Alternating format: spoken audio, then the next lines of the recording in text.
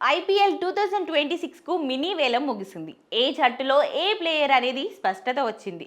ఈ వేలంలో మొత్తం 77 మంది ఆటగాళ్లు వేలంలో అమ్ముడయ్యారు. మొత్తం 369 మంది ఆటగాళ్లు ఈ వేలంలో పాల్గొన్నారు. Star Australian all rounder Cameron Green అత్యంత ఖరీదైన ఆటగాడిగా నిలిచారు. ఇప్పుడు వేలం పూర్తయిన తర్వాత టోర్నీలో పాల్గొనే టీంలపై కెప్టెన్లపైన చర్చ మొదలైంది. కొన్ని టీంలకు ప్రస్తుతం సారథ్యం వహిస్తున్న వారి మార్పులతో కొత్త కెప్టెన్లు ఖరారయ్యారు.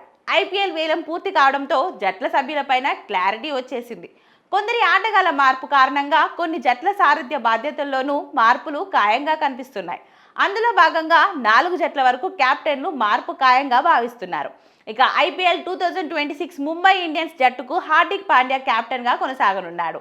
2026 ఐపీఎల్లో రాయల్ ఛాలెంజర్స్ బెంగళూరుకు రజత్ పటిదర్ కెప్టెన్గా కొనసాగడం ఖాయంగా కనిపిస్తుంది.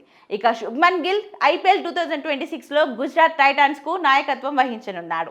పంజాబ్ టీం కెప్టెన్గా శ్రేయాస్ అయ్యర్ కొనసాగనున్నాడు. ఇక సన్ రైజర్స్ హైదరాబాద్కు ప్యాట్ కుమిన్స్ కెప్టెన్గా కొనసాగడం ఖాయంగా కనిపిస్తుంది. ఇక లక్నో సూపర్ జైంట్స్ అనేక మంది అద్భుతమైన ఆటగాళ్లను సొంతం చేసుకుంది. అయితే wicket keeper batsman Rishabh Pant వచ్చే ఏడాది జట్టుకు కెప్టెన్గా కొనసాగుతాడు. ఐపీఎల్ 2026లో చెన్నై సూపర్ కింగ్స్ జట్టుకు రుతురాజ్ గైక్వాడ్ కెప్టెన్గా కొనసాగనున్నాడు. ఇక గతేడాది ఐపీఎల్లో అజింక్య రహానే కోల్కతా నైట్ రైడర్స్కు కెప్టెన్గా వ్యవహరించాడు. ఈసారి రహానే కెప్టెన్గా నియమించాలని కేకేఆర్ జట్టు యాజమాన్యం నిర్ణయించింది. అయితే ఢిల్లీ క్యాపిటల్స్ జట్టుకు Axar Patel, Faf du Plessis సంయుక్తంగా కెప్టెన్గా వ్యవహరించారు. కానీ ఇప్పుడు డు ప్లెసిస్ జట్టులో లేకపోవడంతో అక్షర్ను కూడా పక్కన పెట్టే అవకాశం ఉంది. దీంతో కేఎల్ రాహుల్ను ఢిల్లీ క్యాపిటల్స్కు కొత్త కెప్టెన్గా నియమించే అవకాశం కనిపిస్తుంది.